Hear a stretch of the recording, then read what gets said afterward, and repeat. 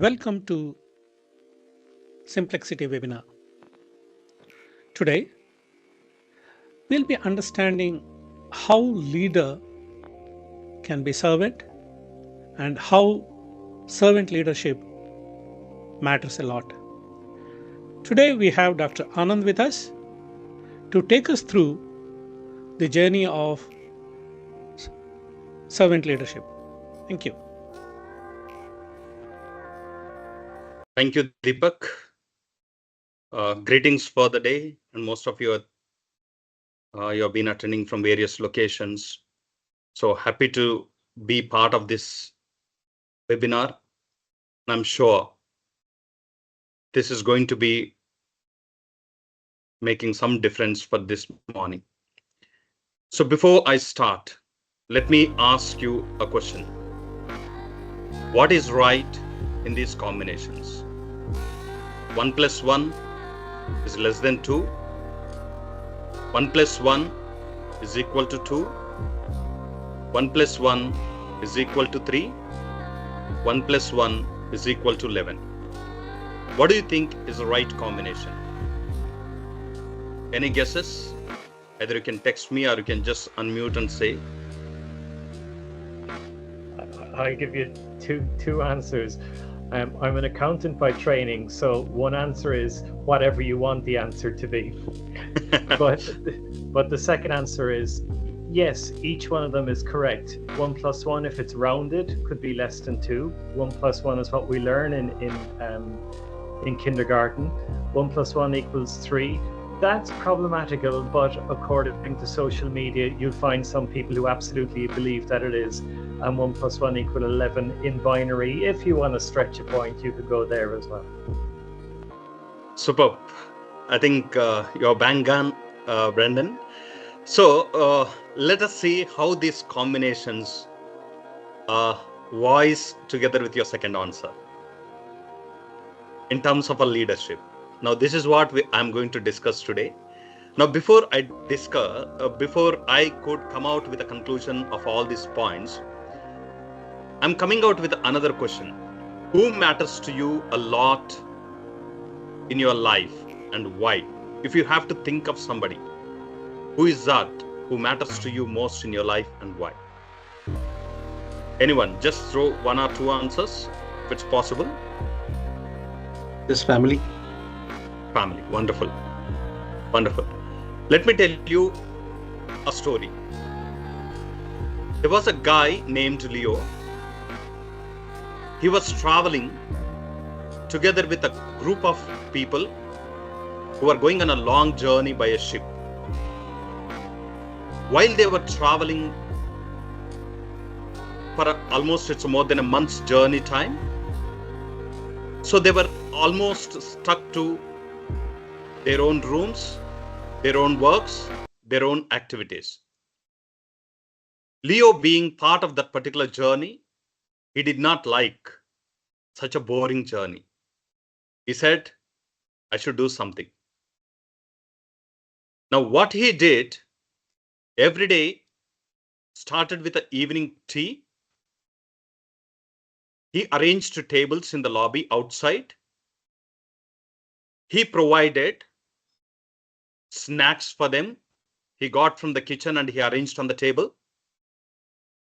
He also asked the server to serve it on the table, arranged chairs, and he started calling people. While a couple of them joined in the initial days, he started engaging them in singing. Then next day, he arranged some playing cards. Third day, he did something else. So that's how, over a period of time, huge number of people, almost all the travelers have come together there, and then they enjoyed their journey.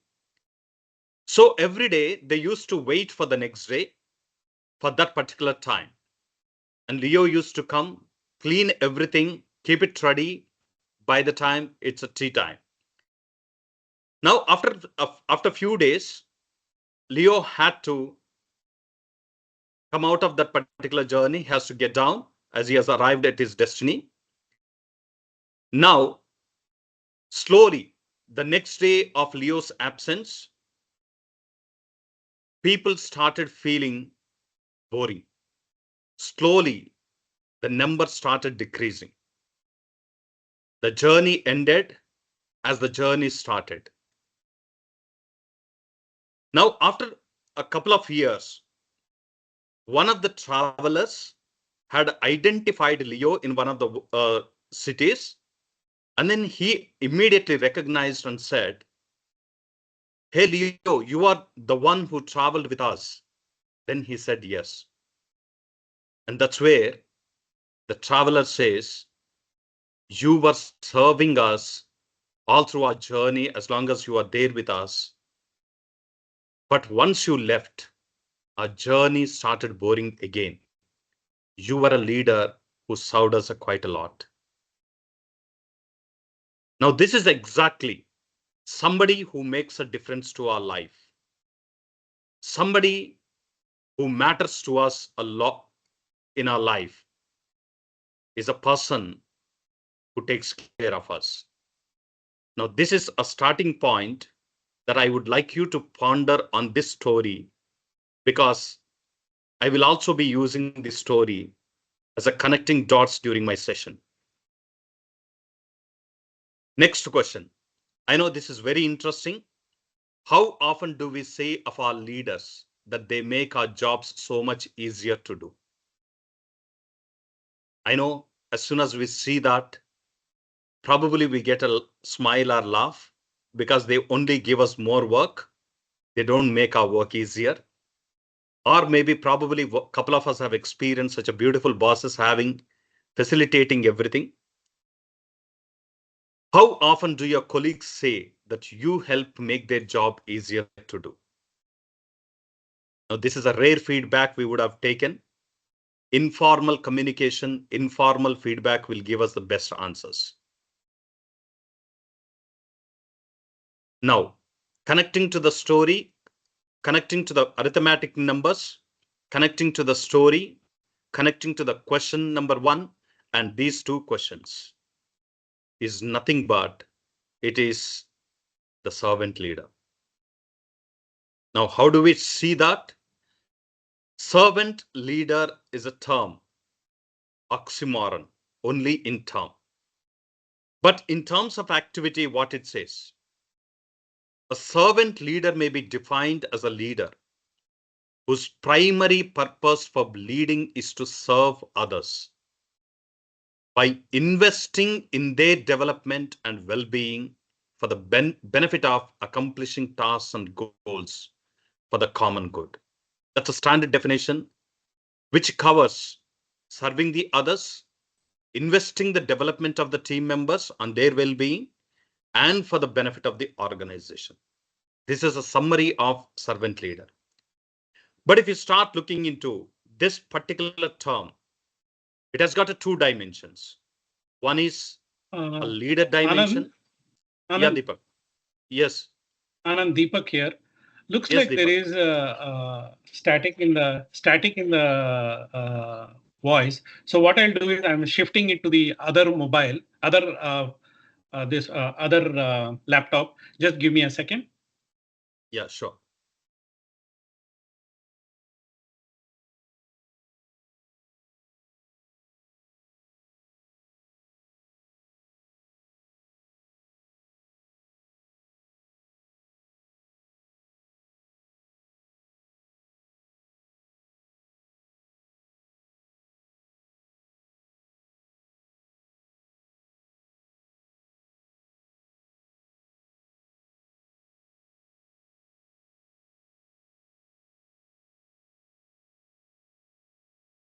Yeah, you can start now.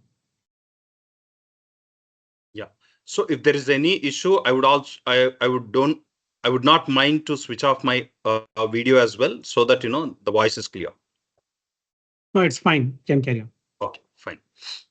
So I was speaking about this servant leader has got two dimensions. One is a leader's dimension, and second one is a servant dimension. Let's look at little more interesting factor what we speak about. The two parts of a servant leadership, as I said, leader's part, vision and direction.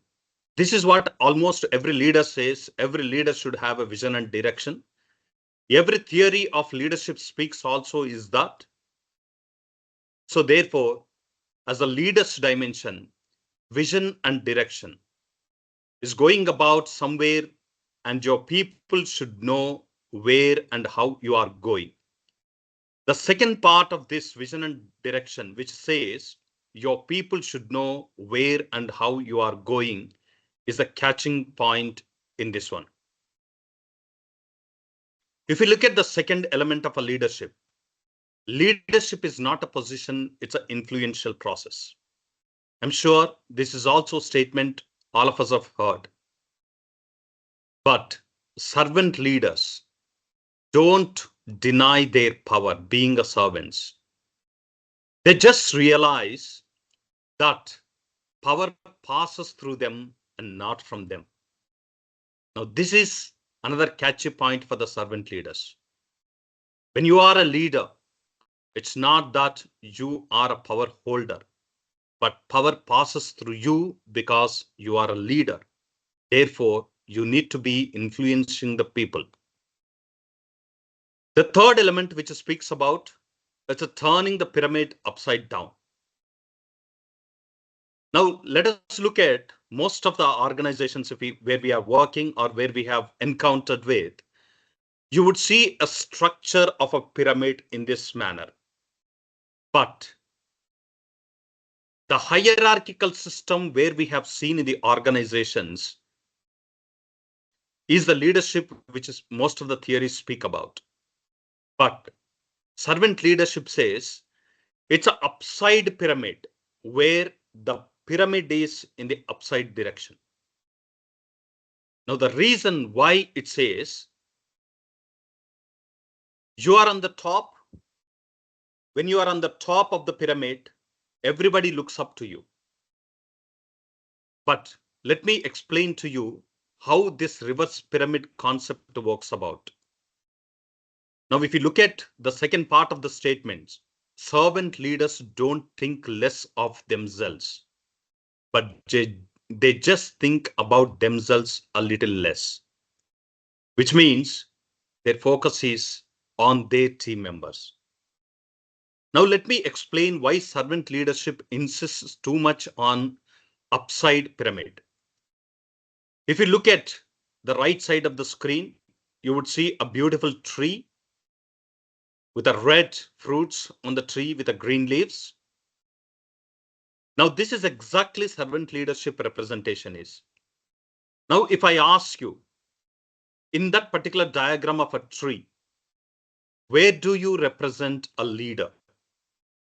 Anybody can answer? Where is a leader? Probably the What root. part of the tree? Probably the roots. Probably in the roots. Yeah. That's wonderful. Exactly, it says the leader is a person who provides resources, but not being up on the pyramid. Now, what is most important for the organization? It's not the leader, but it's about the performance of the organizations. Now, probably what it shows, the stem above the roots is the stem. Now, the stem is a representation of your team leads and the people who work in the operational level. They are the people who are projected on the top. Now, this is how exactly the servant leader shows. I think less about myself. Little less I do, little less concentration I do on myself, but give more concentration to my team. Because the purpose of the leaves also is to get from sunrise, from sun, it has to get the chlorophyll and then create and then give back. So that's how to and fro it works. Maybe another example I'll give you. How many of you, how many of you think your single individual finger is stronger than the combination of 5 fingers? Is there anybody who says my individual finger for my hand is stronger than all my 5 fingers put together? Absolutely, we all say no. The reason being, leader can be one person, but when the leader works in sync with all the other team members, that's where the synergy is created. The palm strength is added to the team. Now, that's how exactly this particular theme speaks about being a servant leader. Your concept is don't think less of yourself, but just think little less about yourself. That's all. That's the beauty of this particular statement. Let's look at another one. Leaderhood builds the organization by effectively using the people as a resource. Now, I'm sure when industrialization happened in 1800s or early 1900s, the leaders were the powerhouses in the organizations. Whatever the leaders said, the others used to follow. But today, being in the knowledge driven world, our knowledge will not be equivalent to all our team members' knowledge, because each one of them have a source to gather information, get knowledge, and execute at the workplace. Now, today, being in this present generation, it is not focusing on one person army, but army of people supporting one person. That's a different. Now, therefore, the leaderhood is that we need to build organization by using the people resources very effectively. Now, that's what it says exactly. Focus in vision casting and team building. It's not team dictating, it's team building. Now, this is a part of a leader's part. Now, let's look at the other part. What it says is that it's a servant part. Now, what does this servant speaks about? Now, again, most of the time, I keep connecting these dots with a mother, because somebody said, whom do you recollect, who comes to your mind, or who matters to you the most? You said it's a family. Probably a mother, especially in the Indian culture we speak about, a mother is a servant at home. But a mother never feels that she's a servant and she's not a leader. She knows when to be a leader. She knows when to be a servant. Mother doesn't dictate. Mother facilitates so that the family performs better. Mother facilitates in the morning so that every member of the family, they go to their duties or the schools or colleges in time. Mother facilitates in preparing food so that family members have food in time. Now, this is exactly servant leader demands from a leader being a servant. It says, can the leader provide the required facilities to the team members to perform better? Probably, let me give you a very, very basic example. The chair on which your team member is sitting may not be comfortable to him, but the guy is not confident enough or knowledgeable enough to go and ask whom to approach for a replacement of a chair. Now, being a leader, if you observe and if you facilitate, maybe the productivity is increased. Or in the area where the guy is working, the lighting facility is not proper.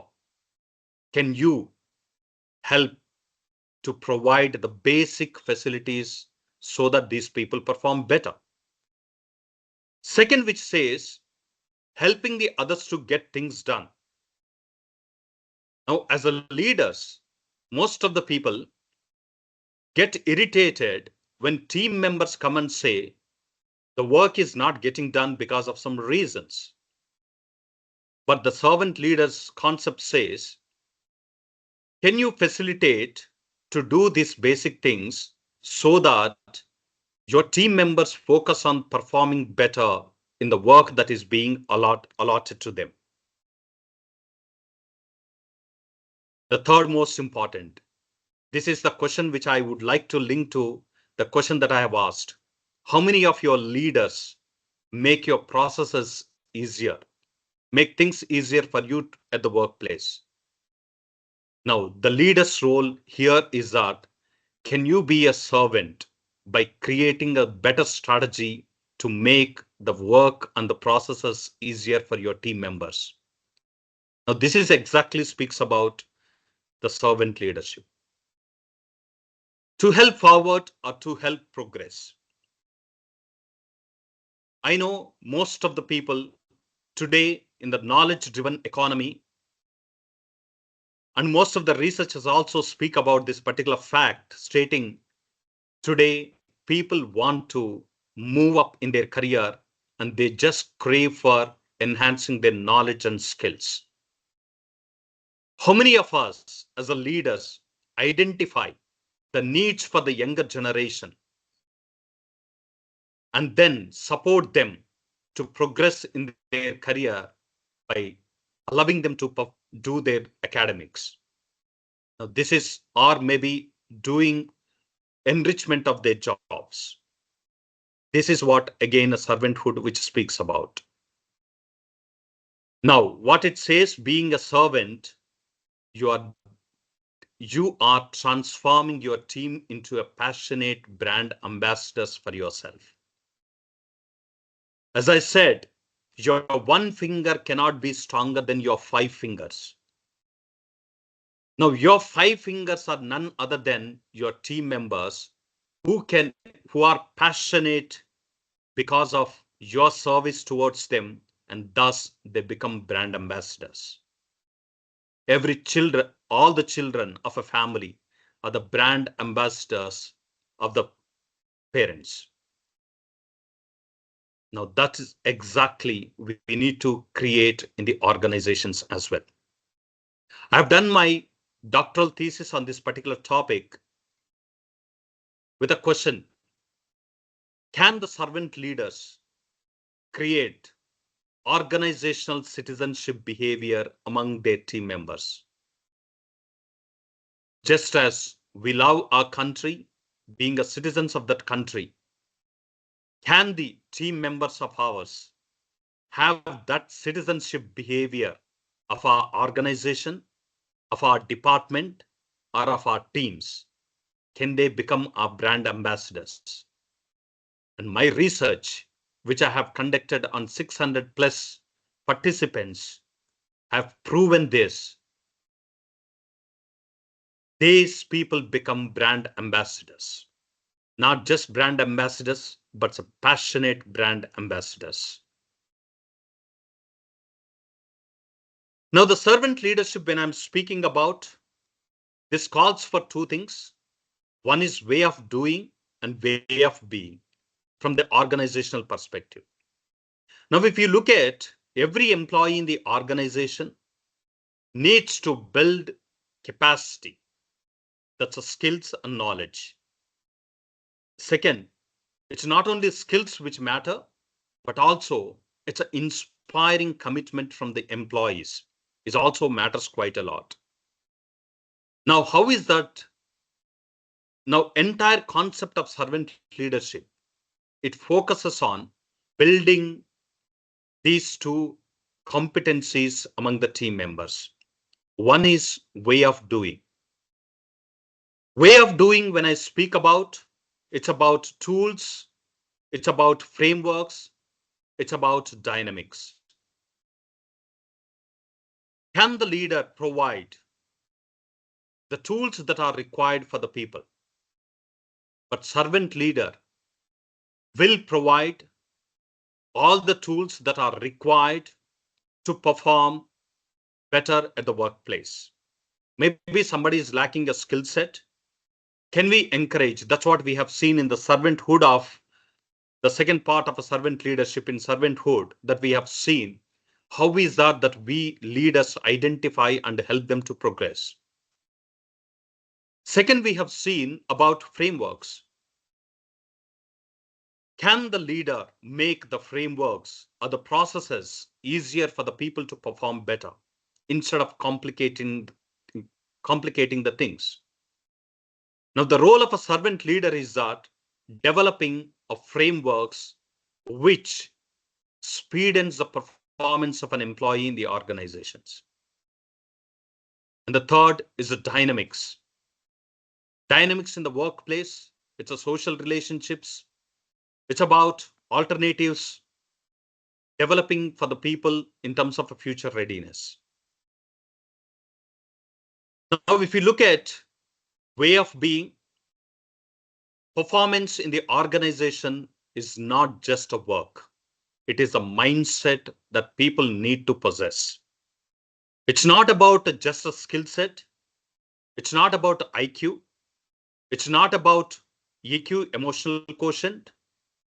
It's also about the mindset, body and mind of the person being present at the workplace to perform better. That's why most of the people you would see, or probably you would have listened from the leader stating that, don't you have a common sense?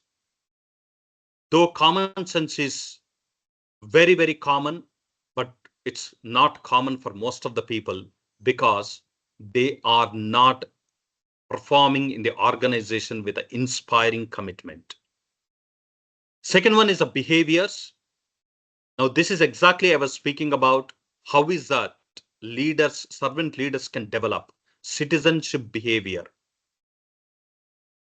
We also have identified from the research a lot of people lacking ownership in the work that they are doing.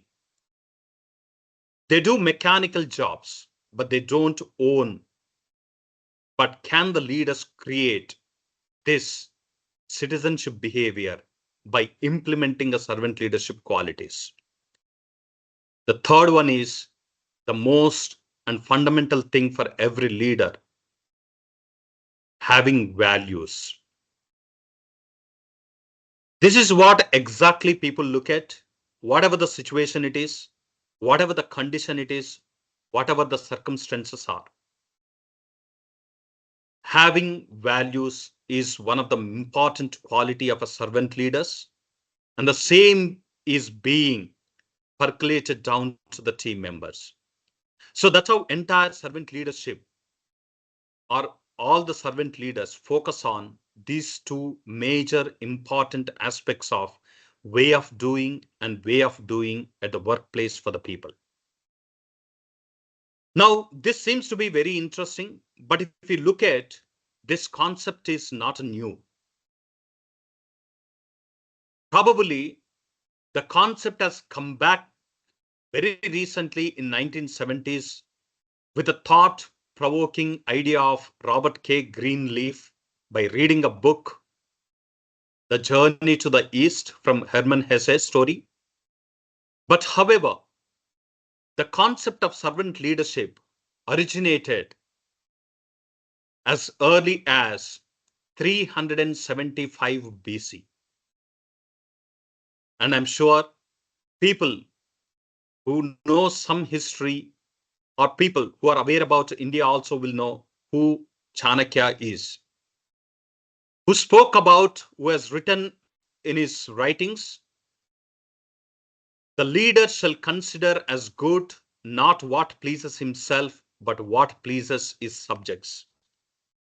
This is Though he has not used the word servant leader, but the thrust of the statement meaning again reflects back to servant leadership. And then in 600 in BC, you have Lover who says the greatest leader forgets himself and attends to the development of the others. Now that's how he has practiced and he has lived in. And I'm sure most of you know in the first century, Jesus used the word servant leader. He says, but the greatest among you shall be the servant. The one who is greatest among you must become like the youngest, and the leader like the servant. Now, if you have seen those three spiritual and intellectual leaders who have already spoke about servant leadership qualities, 1970s, Robert K. Greenleaf coins this particular term of servant leadership and says this has relevance for today's context. And then he has developed these 10 characteristics of every servant leader, which I'm sure because of the scarcity of the time, I'm only just putting up all these 10 points, but we can have a lengthy discussion on each one of them, how this can be part of servant leader. Now he breaks up entire these 10 qualities into 3 segments. One is servant qualities, second one is the leader's qualities, and third one is the servant leader's qualities. He speaks about listening, empathy, healing as a servant, awareness, persuasion, conceptualization, foresight as a leaders, and then combination of these two, stewardship, commitment to people, building community. So these are the 10 qualities. I'm just presenting it for the sake of awareness, this slide. Now, if you look at the combination of servant leadership qualities, all those 10 qualities, and whatever we have discussed, SL mindset is nothing but which focuses on these 4 dimensions. It's an individual growth of every team member. It's a team growth. It's not about yourself, it's about the team. It's not about the individual, it's not just about the team. It's also the department growth for a longer run sustenance, because you as a leader, you are also as an entrepreneur for your department, and then organizational growth in which you are working. Thus, servant leadership, when you say you are serving your team members, it does not mean that you are serving an individual. You are serving an organization as a whole, keeping in mind your department, your team, and individual in the team. That's how servant leadership mindset focuses on enhancing the qualities of all the people in the organization.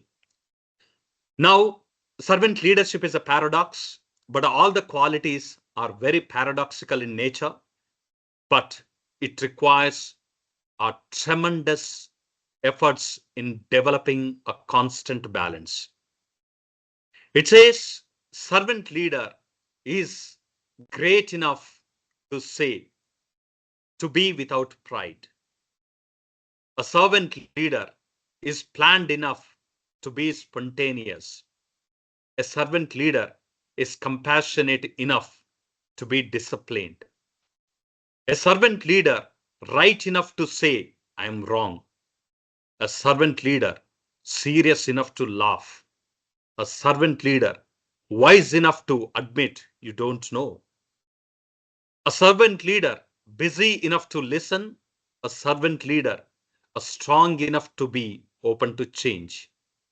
And a servant leader is leading to serve. Now, this is exactly paradoxical in nature, but if you balance it, that's a beautiful quality of a servant leader. Leadership in service, if you look at, again, I'm speaking about how you can become. S stands for seeing the future. When you are serving, When a mother is serving at home to the children, they see the future of the children. Therefore, the service begins. Similarly, a leader serving the team members, they see the future of the organization, department, and the team. They engage and develop people. They don't do work, but they engage the people and get the work done. They reinvent continuously. It's not one time, but every time you need to reinvent as a leader, visionary. Value results and relationships, and then your service is embodying those values. Now, this is exactly leadership in service means. Now, when you are facilitating the people, when you are serving the people in the organization, the, what runs in the back of a leader in the mind is that the concept of service with this definition. Now, let me come back to you. Oh, I'm sorry, just give me a sec. So I'm just coming back to the first one, where I spoke to you about the arithmetic leadership.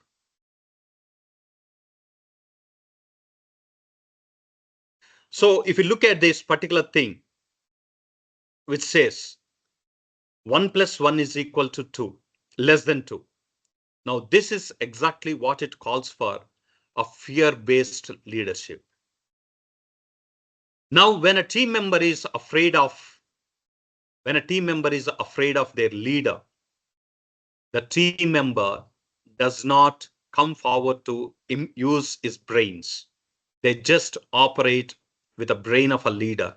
That's how 1 plus 1 becomes only 1 here, or less than 2. 1 plus 1 is equal to 2. This is the arithmetic that we have learned. A leader plus a subordinate is equal to 2. That's how the performance comes in, which is the most common thing in the organizations. It happens. The second one, the second one is the transactional leadership, and the third one, 1 plus 1 is equal to 3, it's a transformational leadership, which says leader plus team member, they create something new. Your idea plus my idea can generate one more idea. So that's a transformational leadership. And the fourth one, what it says, you and me, we work or we stand side by side. That's how we become 11. That's a transformational power. Now, this is what exactly I'm speaking about in terms of arithmetic.